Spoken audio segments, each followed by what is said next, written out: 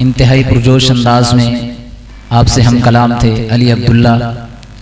احباب ذی وقار، آپ کے علم میں ہے کہ بحمداللہ ہمارے معزز مہمانان گرامی تشریف لا چکے ہیں۔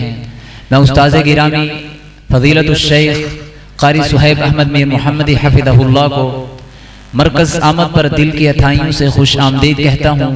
اہلا و سہلا مرحبا مرحبا بکم ترحیبا عطرا۔ اسی طرح ان کے ساتھ فضیلت الشیخ مولانا مبشر احمد مدنی حفظہ اللہ رئیس مرکز حاضہ اپنی گوناگو مصروفیات سے وقت نکال کر اس محفل کو رونق بخشی، انہیں بھی دل کی اتھائیوں سے خوش آمدید کہتے ہیں۔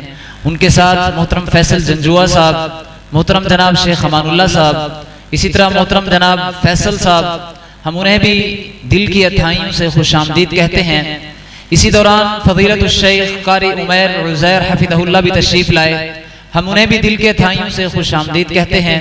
فضیلت الشیخ قاری ہارون الرشید اثری حفظہ اللہ مدیر مراکز جامعہ تنویر القرآن تشریف لائے، انہیں بھی دل کی اتھائیوں سے خوش آمدید کہتے ہیں۔ اسی طرح طاہر خان صاحب بھی تشریف لائے، ہم انہیں بھی دل کے اتھائیوں سے خوش آمدید کہتے ہیں۔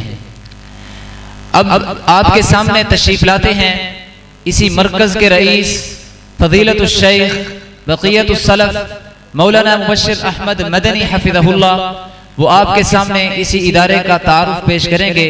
فضیلت الشیخ مولانا مبشر احمد مدنی حفظہ اللہ۔ الشیطان الرجیم، بسم اللہ الرحمن الرحیم۔ انا نحن نزلنا الذکر وانا لہ لحافظون۔ میرے پیارے بھائی قاری صہیب امان صاحب میر محمدی، اسی طرح عزیز مہمانان گرامی اور طالب علم ساتھیوں، السلام علیکم ورحمۃ اللہ وبرکاتہ۔ اللہ اکرم الحاکمین نے اس کائنات کو پیدا کیا اور اس میں اللہ اکرم الحاکمین نے جنوں کو اور انسانوں کو بھی پیدا فرمایا، ان کو مکلف بھی بنایا، لیکن اللہ اکرم الحاکمین نے جنات کو 2000 قبل پیدا کیا، لیکن انہوں نے اس زمین میں فساد اور خون خرابہ کیا۔ اس کے بعد اللہ اکرم الحاکمین نے آدم علیہ السلام کو پیدا کیا اور اس پر خلیفہ اور جانشین بنایا۔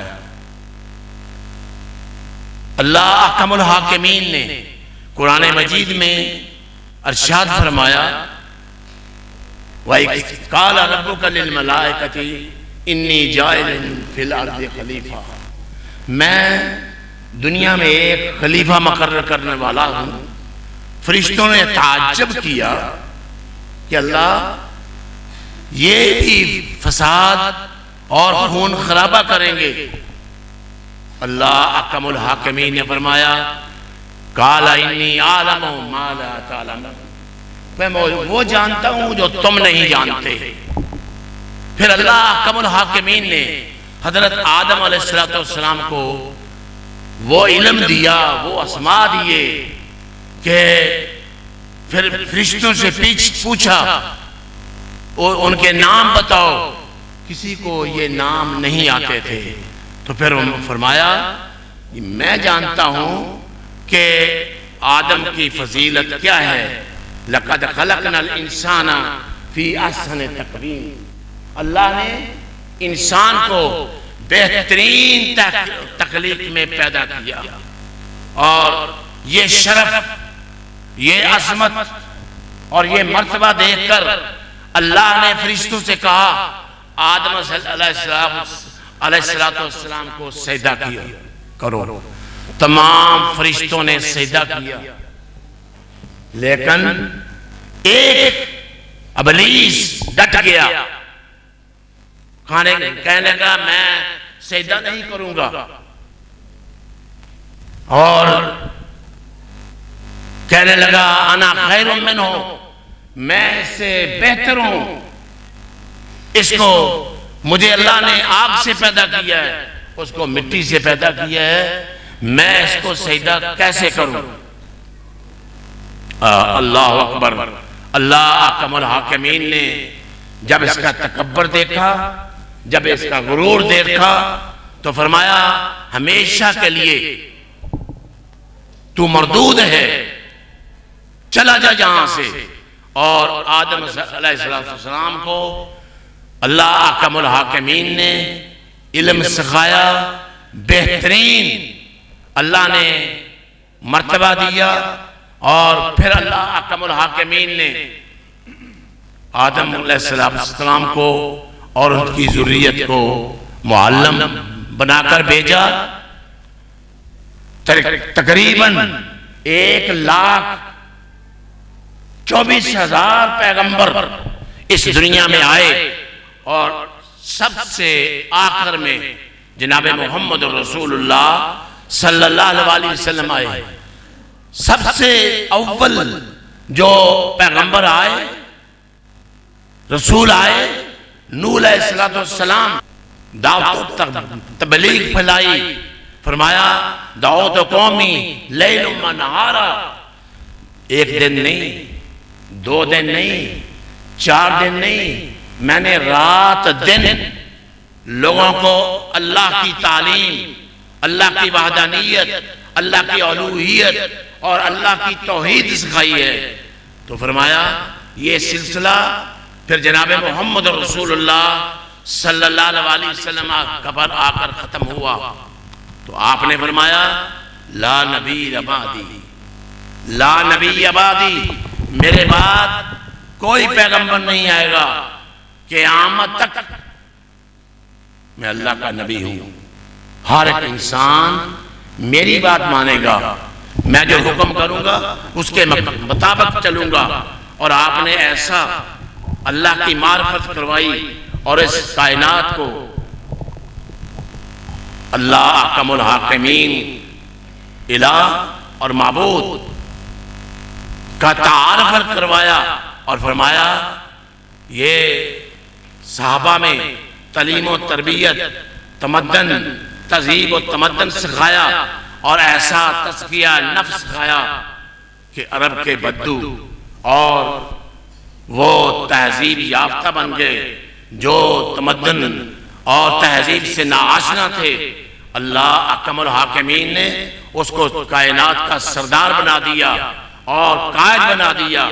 اسی لیے اللہ احکم الحاکمین فرماتے ہیں رضی اللہ عنہم ورضوا عنہ، اللہ ان سے راضی ہو گیا اور وہ اللہ سے راضی ہو گئے۔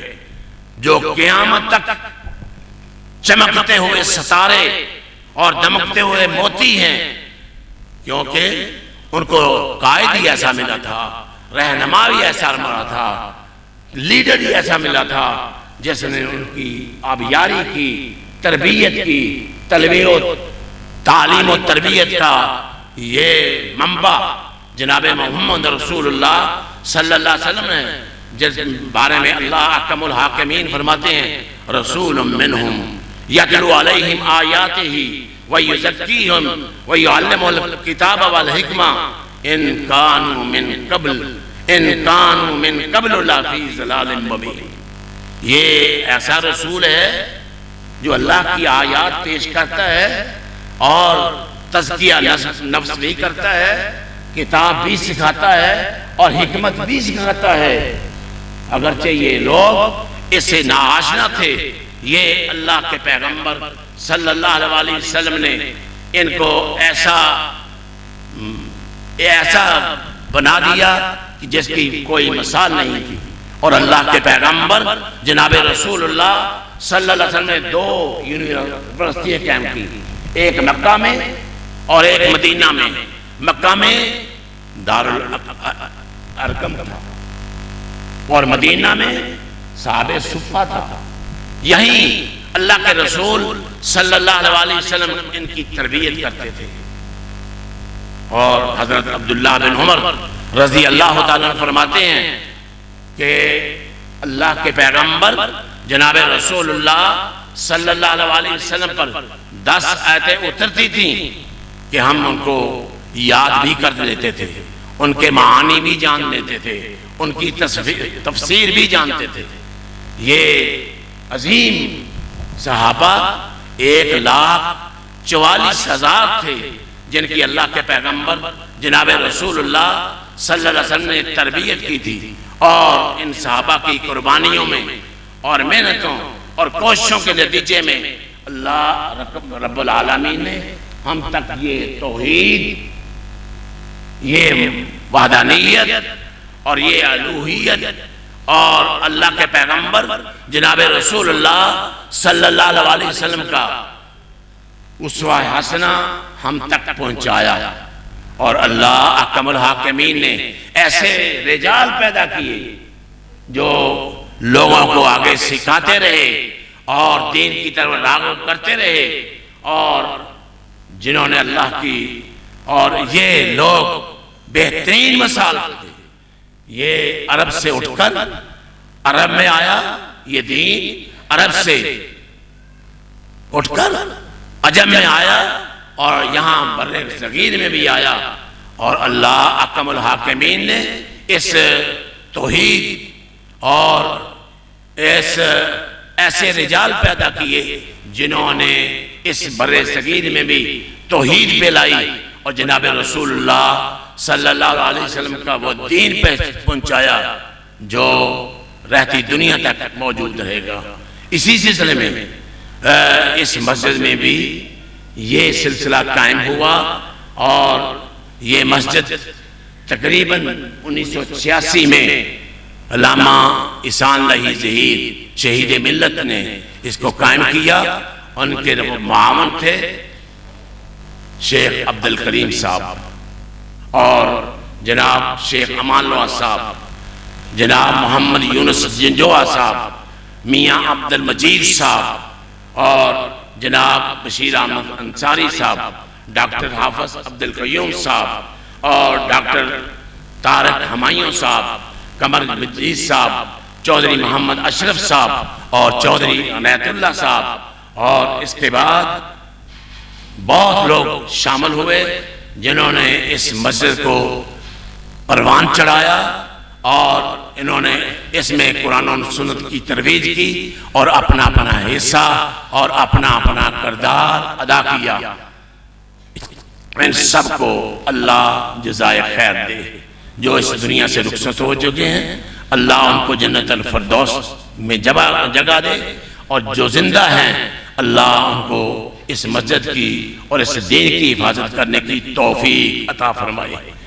الحمدللہ یہ ادارہ شروع دن سے ناظرہ، حفظ اور اس طرح تبلیغ و دعوت و تبلیغ کا کام جاری ہے، اور الحمدللہ اس مدرسے میں تقریباً 100 طالب علم ہیں، 600 استاد ہیں، اور اس مسجد میں بیت المال 25 سال سے شروع کیا ہوا، جس میں ہر مہینے تقریباً 1,30,000 پہلے اس سے بھی زیادہ دیتے تھے، لیکن اب 1,30,000 ہر مہینے تقسیم ہوتا ہے۔